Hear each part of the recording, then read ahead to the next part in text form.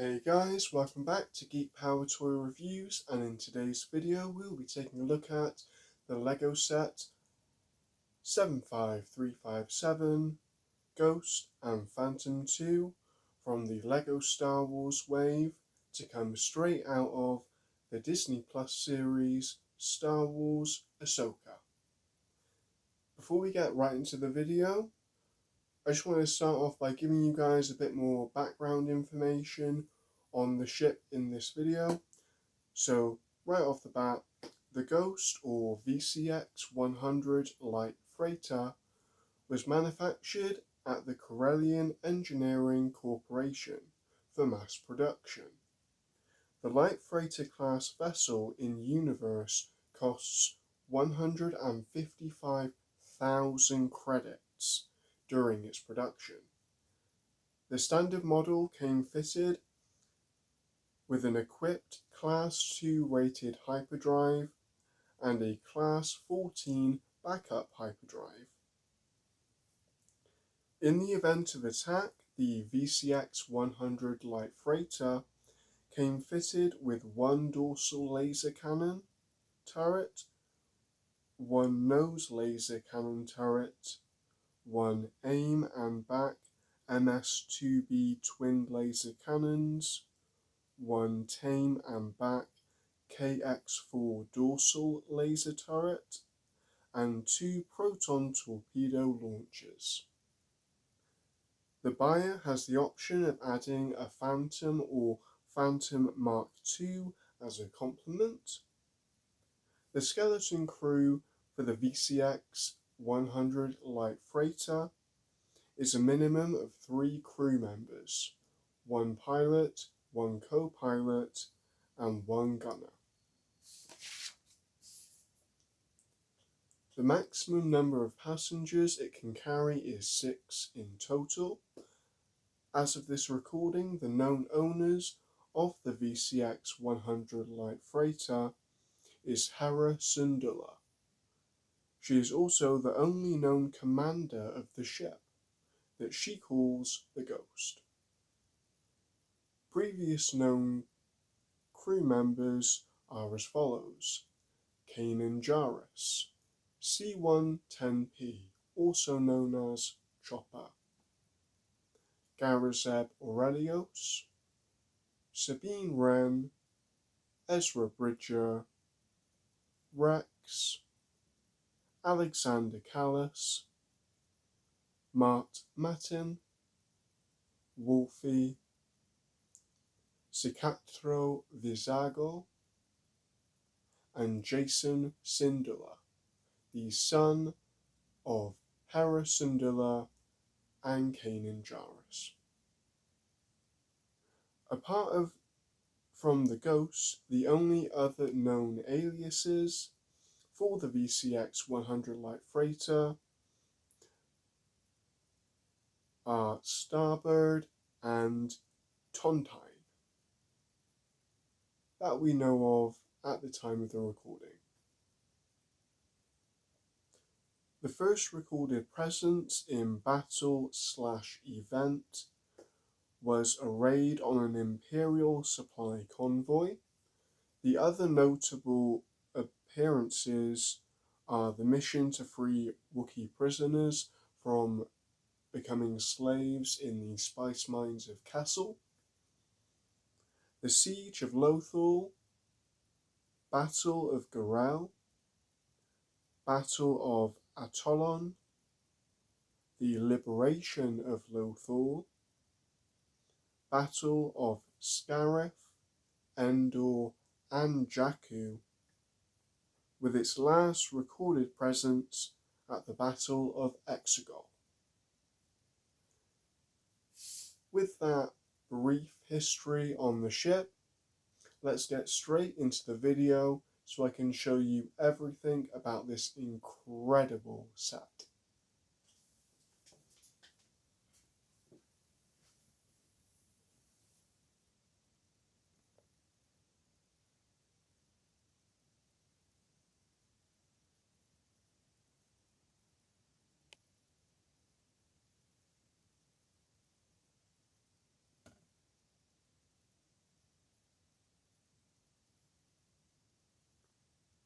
First, let's take a look at the packaging.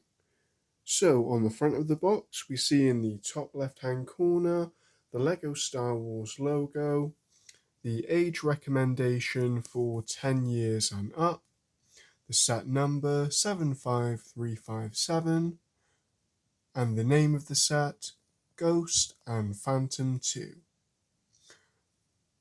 Behind the logos and the lettering, we see the black greebling brick-built design on the box.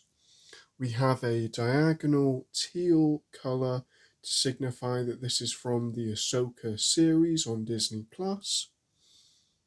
In the bottom left-hand corner, we see Ahsoka Tano as a LEGO minifigure holding her 2 lightsabers. And then throughout the main part of the front of the packaging, we see the Phantom 2 being piloted by Jason Syndulla. And then the main Ghost itself has Hera in the pilot seat. It has First Officer Hawkins in the dorsal turret position. And then Lieutenant Beta in the nose turret just below the cockpit. And then down in the bottom right hand corner, we have all 5 minifigures included in the set. From left to right are First Officer Hawkins, Lieutenant Beta, General Hera Syndullas, Jason Syndulla, and Chopper, also known as his registration number C110P. On the back of the packaging, it goes through the demonstration on how to activate the 2 spring-loaded launchers. Up at the top, we see an interior detail showing Jason Syndulla walking up the ramp and into the main section of the ship, and Hera Syndullas walking down the steps from the pilot seat and possibly opening the crate inside. And here we see a full demonstration on the removable modules from the Ghost to allow you even more access inside. And here is a beautiful image of the Ghost when it's been landed inside one of its space stations, and all 5 minifigures included standing around the outside of the ship. With the packaging taken care of, let's take a look at the minifigures. So the first minifigure we're going to take a look at today is General Hera Syndullas. I couldn't think of a more perfect minifigure to first take a look at, since she is, without a doubt, one of the most synonymous characters with the Ghost, whether that be in Star Wars Rebels or in Disney Plus's new Ahsoka series. First off, this is a great improvement over that original Hera Syndullas that we got almost a decade ago. I love the fact that we've still got the pilot's cap that allows her 2 head tails to poke through outside. And then we have the printing of the goggles on the top. And it's primarily painted in a dark reddish brown, and in the sunlight it does look a lot softer than maybe the regular reddish brown that we get from LEGO. The face print on the front is beautifully done with those sky blue eyes, the eyelashes and eyebrows in black. Then there's the beautiful light tan, very pale pink detail done for the lips, and then the two small details on both cheek to signify her jawbones or cheekbones. And then when I remove the top of the headpiece, and we'll just look at the back so I can show you the gorgeous printed detail that goes down both of her head tails. They're done in primarily a white or more of Lego's off-white colour. Then when we look at the back of the minifigure's head, we see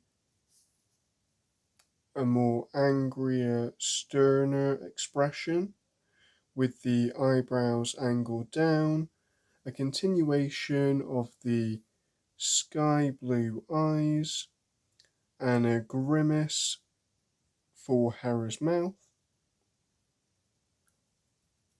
And then just to show you what that looks like with the headpiece on properly, it really helps you give you a better idea of what that looks like all lined up.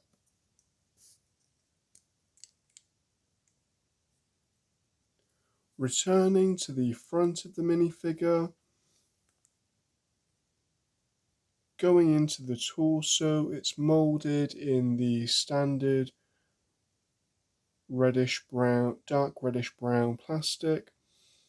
All the printed details are beautifully done with Hera Syndulla. I love her farthing jacket with the Sherpa skin detailing, her general badge on her right pectoral area, and then underneath the jacket we see her undershirt and the other clothes that she's wearing.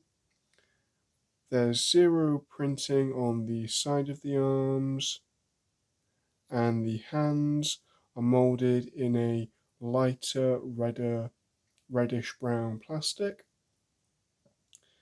In the hip piece, we see crease marks from her pilot's trousers. Then when we go into the rest of the legs, we see the strap detailing for her gun holster belt. The buckle can be seen in the center of the hip piece here.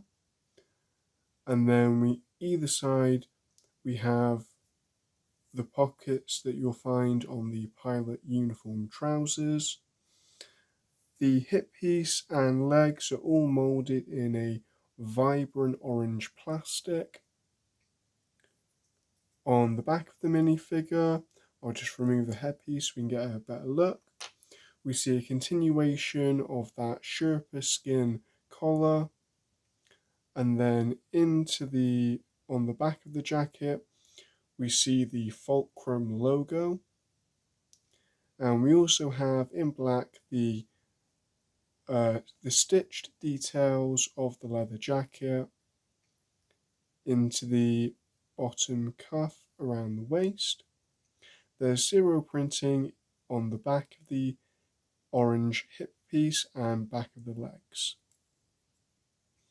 Hera's only accessory in this set is her short blaster pistol, perfect as a sidearm in that holster.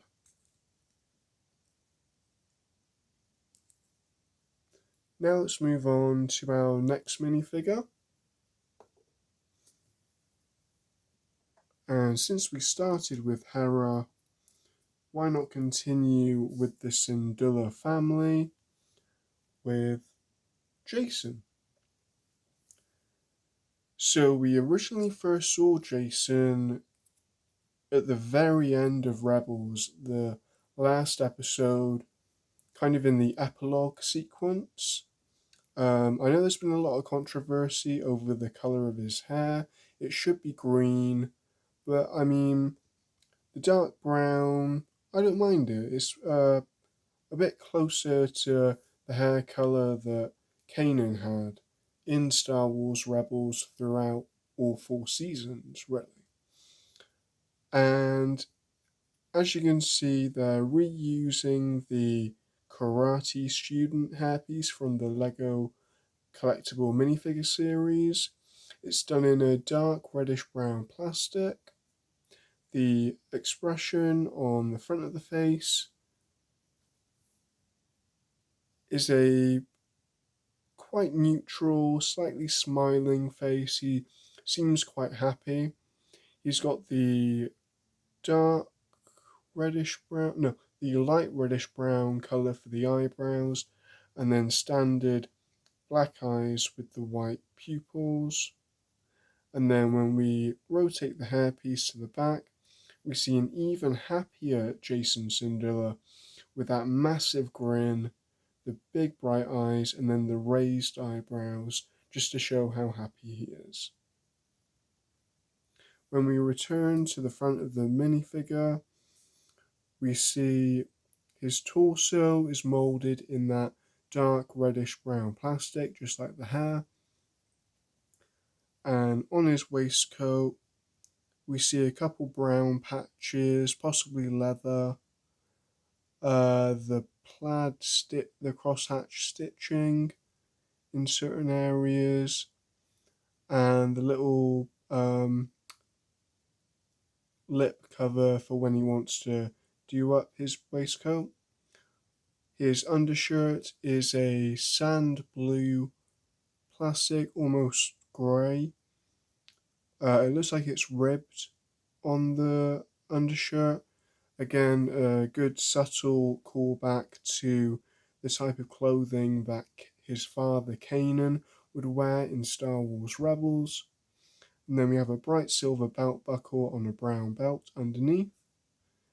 On the front of the legs, since he's got short legs, due to him still being a child, they're done in a light bluish grey plastic, and there's zero printing and zero articulation throughout the legs from the waist down. And Jason's hands are done in the light reddish brown plastic to signify leather gloves. And then on the back of the minifigure, we see a continuation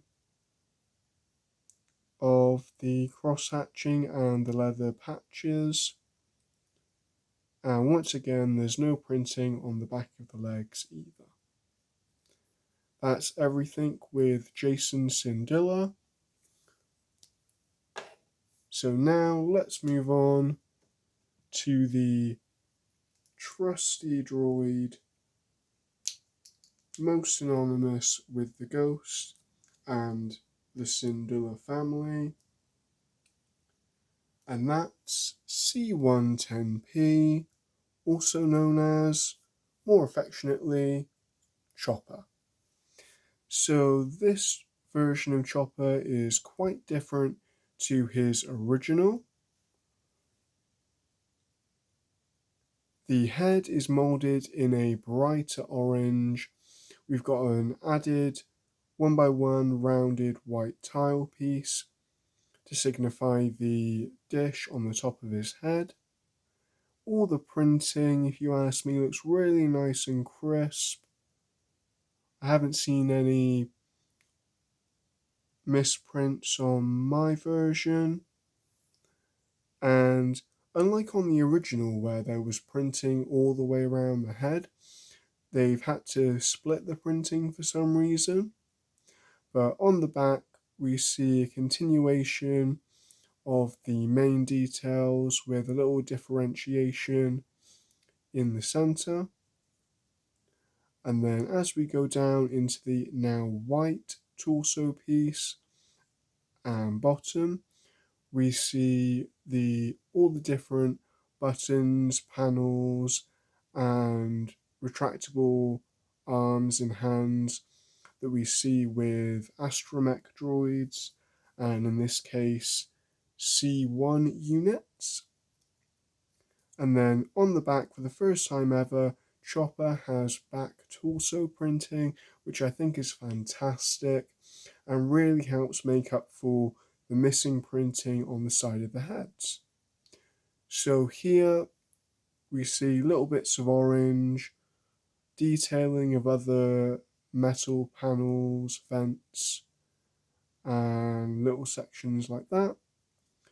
And then lastly with Chopper, he's got two light bluish grey short astromech droid legs, which are very much the standard for C1 units at this point in the saga. With that being everything with Chopper, let's move on to our second original character to be included with the Ghost, and that is Lieutenant Beta. So Lieutenant Beta, as you can see, is a calamari or Mon calamari. It's molded in a burnt orange plastic with standard orange for the detailing on the top of the heads. It has those big bulging goldfish eyes, I guess you could say, on either side, both printed. And then under the jaw, it's a medium to light tan for the lower part of the jaw. As you can see, Lieutenant Beta is in his Blue Squadron New Republic pilot's uniform, consisting primarily of whites, blues, and a tiny bit of black for the breathing apparatus. The main torso is moulded in white plastic and shows all the white detailing on the vest piece, the black breathing apparatus equipment that runs across the body, and a pouch on the side. Then just below we see the belt piece that runs throughout the action, throughout the figure. And then just underneath the breathing apparatus we see the blue undershirt, which continues on to the arms. The arms are completely unprinted, they're just molded in a standard blue Lego plastic, and the hands are just the regular burnt orange like with the head, since Lieutenant Beta in this rendition isn't wearing any gloves. As we go into the hip piece, it's primarily moulded again in that blue plastic with the white stripes for the continuation of the belt piece and a couple wrinkles done in black ink to show the depth of the waistband. As we go into the legs, we get the last continuation of those straps on either side. There's a pouch on both legs down the hamstring, and then we have what I believe to be an insinuation of knee pads or boots possibly. Then when we go to the back of the minifigure, on the back of the torso we see the full chest armor piece. There's primarily black detailing for the back of the collar and the back of the waist section, and then in light grey we have the more subtle detailing of the texture. There's zero printing on the hip piece and zero printing on the back of the legs. And Lieutenant Beta does come with a standard pistol like we saw with Hera Syndullas. However, we will see his later on in the video. Our last minifigure to be included with the set is another original character to be included with the Ghost, and that is First Officer Hawkins. Now, when we first found out about the ghost, we thought we were going to be getting Sierra Leonis, most notable for his scenes in Breaking Ranks in Star Wars Rebels Season 1. However, instead of getting Sierra Leonis, we've got First Officer Hawkins. He's a really nice minifigure. I love all the dark tan, dark nougat colour that we see throughout the centre section, and the almost marine blue used for the arms. Right at the top, we've got the nice cropped black hairpiece, and as you can see, there's no secondary face due to the type of hairpiece used. The face print is quite a nice neutral one. It's a slight smile, black eyes and black eyebrows with light detailing using dark reddish brown paint for the jawbones or cheekbones. I can never get that right. Then when we go into the torso, it's moulded in that dark nougat tan colour. At the top, we see the 2 points of the marine blue collar for the undershirt. Then there's a badge for First Officer Hawkins classification. We've got a black line going down the middle showing where the tunic or vest can open up. And then we've got small wrinkles to show depth of the uniform. And then along the bottom, we've got a brown belt with a silver belt buckle. There's zero printing in the hip piece or legs. The arms, like I said, are moulded in a marine blue, and there's zero printing on the side of the arms. And then the hands are moulded in that light reddish brown plastic, since this version of First Officer Hawkins isn't wearing any gloves. And then when we go to the back of the minifigure, we see a continuation, this time of the back of the collar of the undershirt in marine blue, the wrinkles on the back of the vest, and then a continuation of that brown belt. And as you can see, there's still no printing on the back of the hip piece or the legs. So that being all the minifigures included in the set, let's take a closer look at the Phantom 2 included with the Ghost.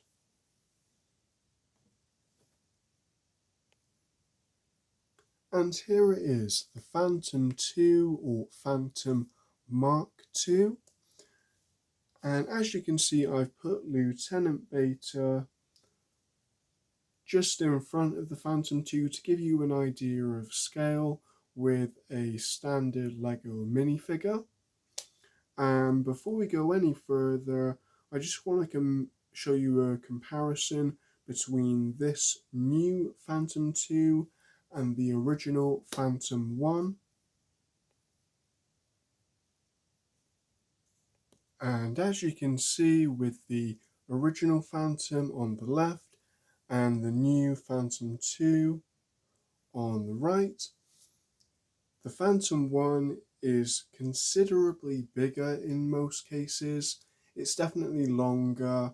I'd say the thickness is relatively the same. And then the height would have to go to the new Phantom 2.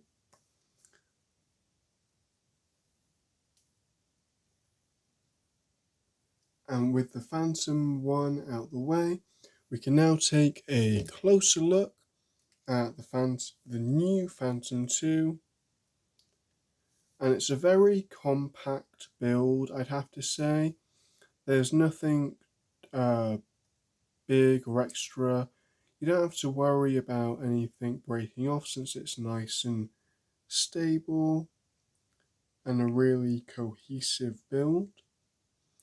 The details are nice and finite with the tiny pieces here to signify the front cannons, the top proton torpedo at the top.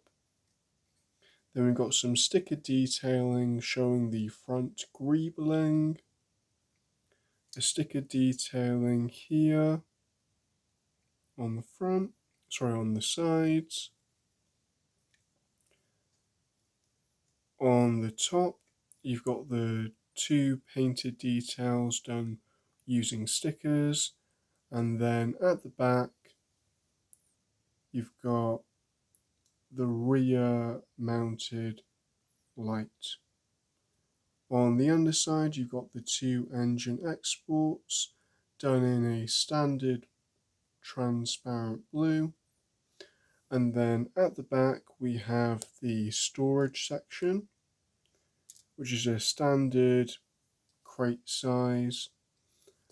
And inside,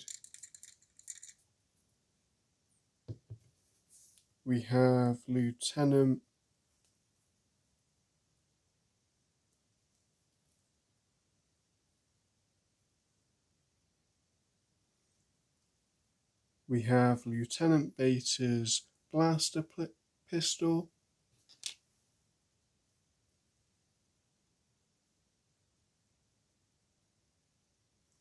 a a spare silver basic pistol,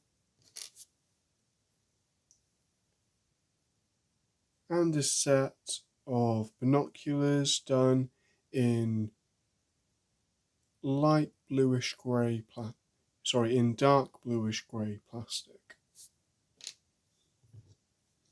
And I love the fact that they've used this storage solution, as it's a great throwback to the original Phantom that I just showed you. And then when it comes to fitting a minifigure inside, it's really nice and smooth. All you have to do is hinge up the cockpit piece along with the nose. It can fold right down just like that. And then that's the interior you have to play with. It looks really nice and well finished with that indication of brown leather upholstery. And then just to make it a little bit easier, you can hinge these two side sections out slightly. And then since we had Lieutenant Beta standing in front of the Phantom 2, I know the box art shows us putting young Hera Syndullas inside, but I just thought with Lieutenant Beta and his pilot's uniform, it would really work quite well. So I would suggest don't put any minifigure legs this far forward because it will block your ability to put the canopy back on. So always attach their legs to these two studs here, and then you can hinge the minifigure back like so. That's a good time to move the two side sections back in, and maybe angle the arms forward a little bit, and then you can rotate the whole front canopy section back in.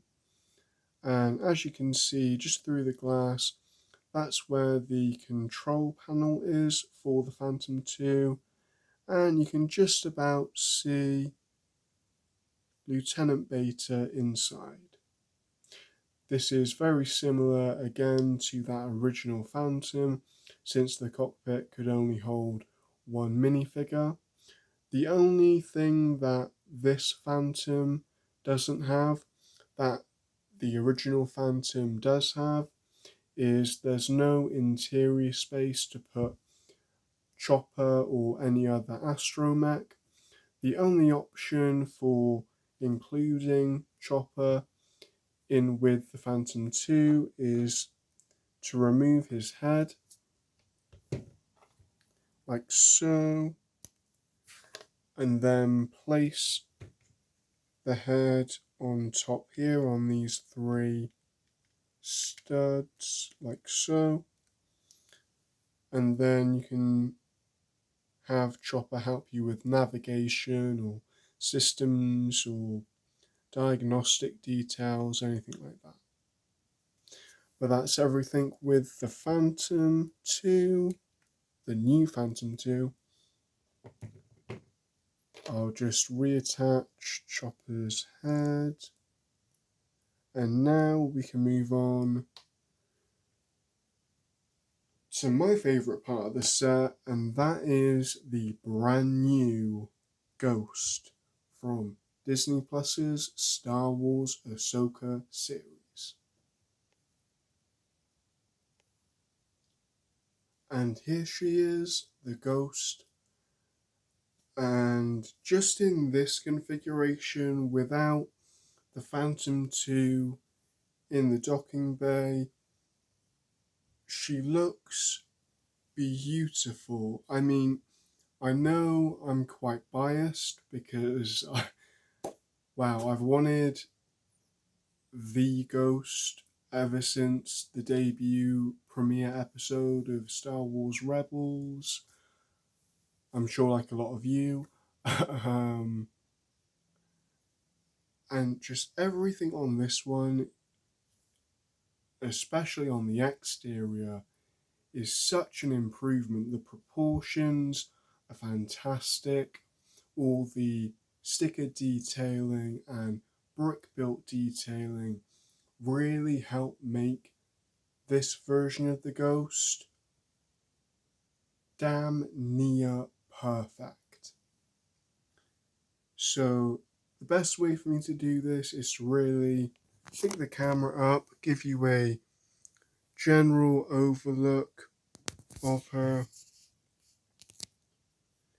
Like I said, all the little sticker detailings here and there, even on the airlock sections, and then you've got all the beautiful brick built detailing like you see on the front here, along the side, those beautiful red bands that we didn't really get that many of with the original. And then one of the best parts is how they've done the greebling. So usually, as we all know, we don't like seeing the underside of Lego pieces, the anti-studs, if you will. But the way they've used that to a benefit and really shone a light on a good use of anti-studs really helps enhance those details, make it feel so much more cohesive. And then when you look at the dorsal fin turret section, it's really nice. It's more inset with the rest of the ship. I love all the curved tiles to really help give it an even more naturally rounded transition from the dome to the main structure. And then all the little details in the engines, the exports, the main barrel sections, and then that lower exhaust port. It's beautiful. And then when we look at the front of the ship, again, we've got a nice sticker detailing for the cockpit canopy. Mine's just about centered. It's a little bit crooked, but hey, that, at least at the end of the day, it makes it unique for everyone, right? And then the nose turret canopy piece is beautifully printed throughout. And while we're at the nose turret, we can see the two, I guess you'd call them, they would be in the real world air intakes or ventilation shafts. And they just look beautiful. They're such an improvement over the original design with the sticker detailing on the top here, the one plate gap in the middle, and then the way it's been more naturally finished with those ingot pieces molded in white plastic, and even the corner brick pieces and the cheese wedges, all the little intricacies to really enhance the presentation of the ship. And along this side, like we see on the front of the packaging, it's very much a repeat of the other side, but it's still beautiful. I mean, there's very few asymmetry parts of the ship, but she still almost makes her perfect, you know? And then while the Phantom 2 isn't in there, that is your look at the docking bay. I know there's been a lot of criticism over the lack of completion with this version compared to the original. But at the end of the day, if it holds on to the Phantom 2 nice and securely, what's the real problem, you know? And then lastly, for the exterior, underneath, we have the 3 landing struts, and just here, let me get a grip, we can lower the side loading ramps. There's one on both sides, and you can just about see into the belly of the interior. And without further ado, I'm going to start taking the roof and the nose cone off to give you a better look inside the Ghost. It's nice and simple. All you have to do is lift that section off the top like that. And I think we'll just hinge up the cockpit piece for now. And then inside, we can see, it's a bit dark, isn't it? Let's see if we can angle it like that. As you can see, the interior is nice and open to put plenty of minifigures. That spot right there is specifically for Chopper. Then we have the steps going up to the cockpit, and I love the yoke design for Hera to hold on to. And then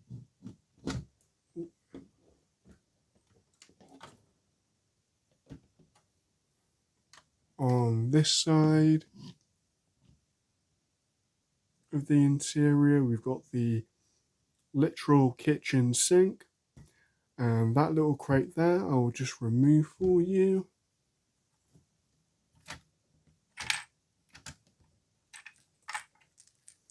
Because just inside this crate is one of my favourite little Easter eggs. It is a Lego build, an official Lego build of the Meiluran fruit. And if you're familiar with the Meiluran fruit, you know that in a quote-unquote filler episode of Star Wars Rebels Season 1, we see Zeb and Ezra going to carry out some chores for Hera, and one of those chores is to find a Meluron fruit, which don't even grow on Lothal. And it's a really fun episode. It's one of my favourites, and it's far more than just your run-of-the-mill filler episode. Anyway,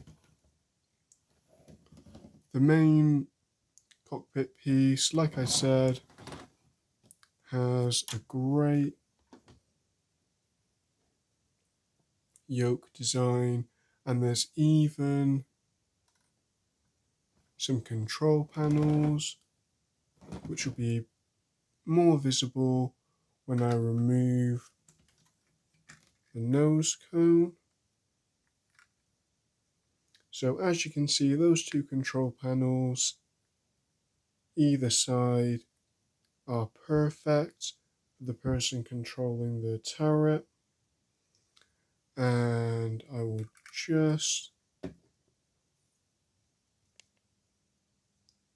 I've just hinged the nose cockpit section down so we can give you a better look at the yoke system. And as you can see in the center, they've even used an Inquisitor's lightsaber hilt piece to connect the two handles at the base. And then just underneath, we have the turret itself, which can be hinged up and down, like so, and rotate side to side. And that actually works in conjunction with the steering or controls of the spring-loaded shooter. But before we go into that, I want to give you a closer look at the roof section.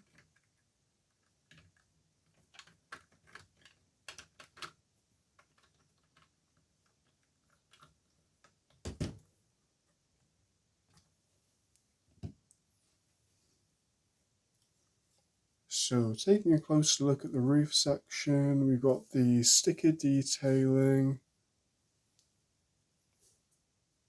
on the front here, along with the grills on either side for the vents. And then on the top here, we've got another pair of turrets that can also hinge up and down, like so. And then of course the dorsal fin turret dome piece can be hinged up like so.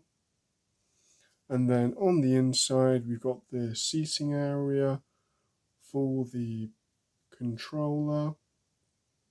There's no studs, so it's nice and easy to get the figure in and out, and you don't have to worry about the figure coming loose because the size of the dome and the way it sits really helps keep the minifigure in place.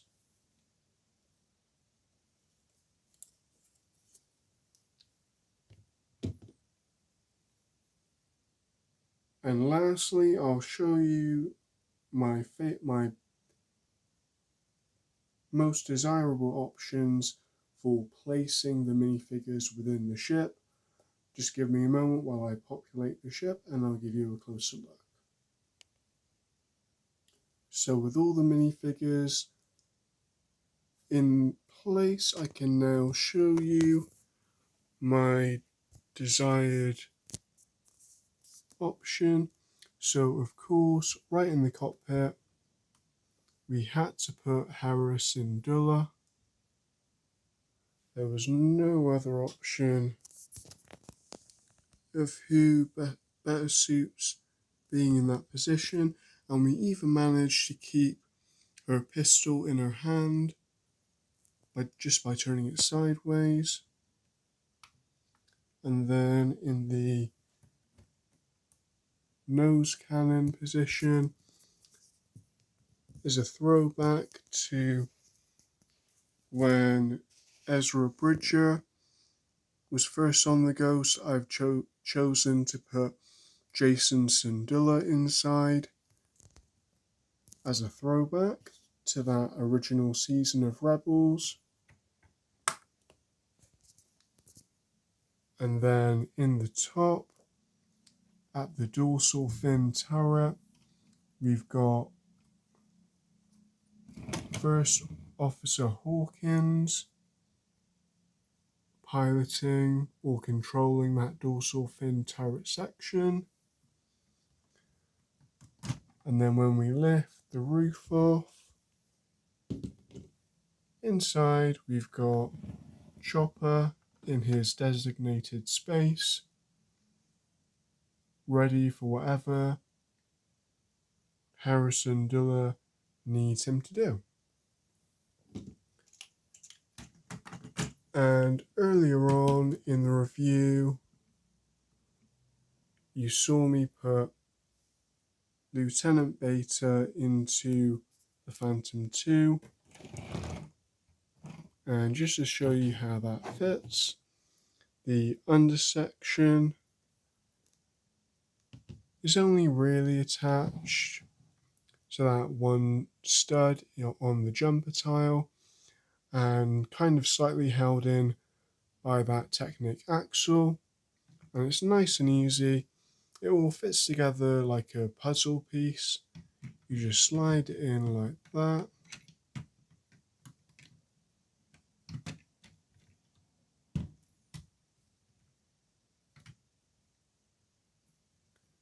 and it attaches nice and securely.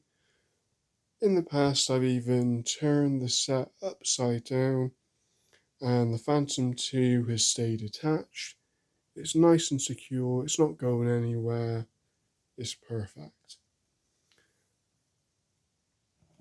And with all the minifigures now inside and the Phantom 2 attached in the docking bay, that is everything for one of the more beautiful Corellian ships in the Star Wars universe. But I couldn't finish this review without comparing the Ghost to one of the most iconic Corellian ships, that being the Millennium Falcon. So as you can see side by side, sadly the Ghost is kind of dwarfed by the huge Millennium Falcon. This is of course the version that we got in Star Wars Episode 7, The Force Awakens. The most notable giveaway is that rectangular dish piece, and it's quite not just an old one, as you can see with the stickers peeling up, but quite a dusty one as well. But overall, as much as it dwarfs this new version of the Ghost, I still feel like they're very much in scale with each other. Because at the end of the day, the interior of the Millennium Falcon is massive, and sure, a more accurate interior for the Ghost would also make it more accurate, of course, but would also make it far bigger.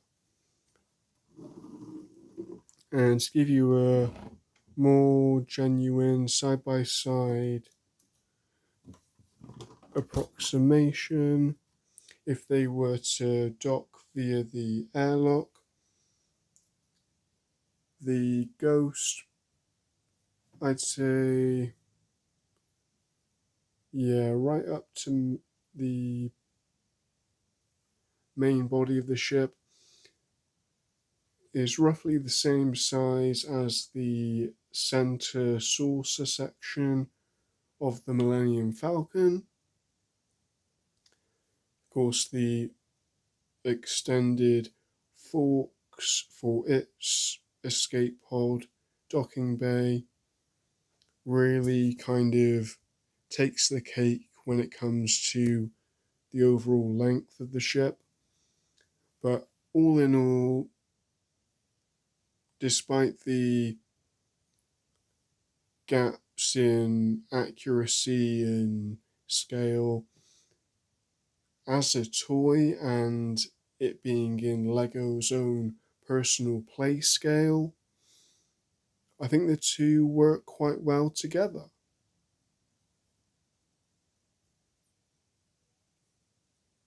And one of the last comparisons I wanted to make today was the new Ghost compared alongside the last standard scale X-Wing, the last standard play scale TIE fighter that we got from Solo, A Star Wars Story, since, especially in Rebels, the Ghost and the TIE fighters had a lot of memorable starfighter dogfights.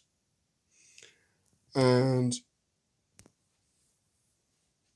due to the larger scale that the TIE fighters were made in at this time, there's a lot of incompatibilities really compared to the Ghost and how big it was in the TV series and how big it would have to be for these two play scale sets to really be accurate to one another.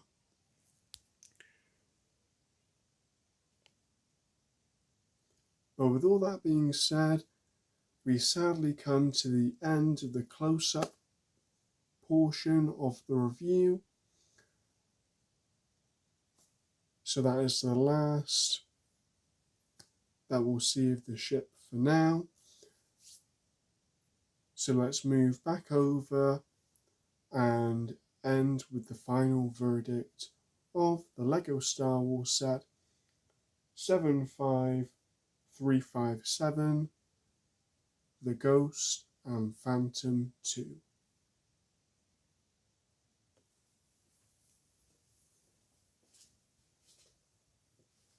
So there we have it. We come to the end of our review of The Ghost and Phantom 2 from the Disney Plus series Star Wars Ahsoka.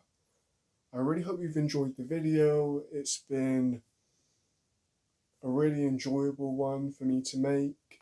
This has been a set that I have anticipated building as well as owning for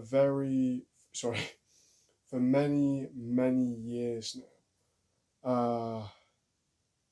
It's very difficult for me to be unbiased about this set, especially because I'm not just a fan of the set, but the ship within the Star Wars universe as well. I was very adverse to them changing the original Phantom for the second version of the Phantom between seasons 2 and 3, but with the help of this set in particular, it's really helped make me warm to it in a completely different light. And the more I have it in hand and in my collection, and seeing it connected with the Ghost, it's definitely growing on me. It's not, compared to the original, it's not beating that by any means. I still think the original is just fantastic. But it's definitely winning me over, I guess we could say. Like I said, it's difficult for me to be unbiased, but if I really had to think about any improvements they could make with it, I'd have to say it would be the construction and connection point of the airlocks. In the original, they were the classic escape pod pieces. I don't remember hearing anybody have any problems with it on that original set, but this one, it's only connected by a long axle rod, and it's just not all that secure. I mean, with the Millennium Falcon, even though it's more brick built and there's no cockpit pieces or axle pieces, it's always really comfortable to pick it up from those sections, even one-handed. Um, I very much shifted to picking it up from the angled pieces where that section is, to get a good grasp on it. But apart from that, on the sides, there aren't very many user-friendly areas to hold it. On the underside, we do have a rudder piece here, which is really nice and comfortable to hold on to, especially two-handed. You really get that swooshability. It's just so effortless, so beautiful, and that undersection really is ergonomically user friendly, I'd say. Um, I know in the main close-up section, I didn't really show you the remote control activation for the spring-loaded launchers. That's mainly because before the video, through handling it, it's such a sensitive design for the controls that it would go off accidentally, and I didn't really want that happening in the video. Other areas I'd like to improve. I definitely wish in the docking bay section, if I just remove Phantom 2, if in that section they somehow found a way for us to connect the original Phantom for people like myself who didn't get a chance originally, because at this moment in time I don't really see them coming out with a new Phantom 1 that would fit in here, quite frankly. But when you leave the Phantom 2 out, as much as it's growing on me, when you leave it out of the set and you sit back and look at it like I am right now, it really does bring back that season 1, season 2 feel. And lastly, we all know the rear section of the Ghost throughout Rebels had orange exhaust ports that were glowing. They've this time around done it with a pearlescent blue. As beautiful as it is, as gorgeous as it is to look at when you're flying the ship, whether that be with the Phantom 2 on or off, it does take me out of it a little bit, I have to say. I mean, I haven't seen the new Ahsoka series yet. If you have, I hope you enjoyed it. Please feel free to let me know in the comments. But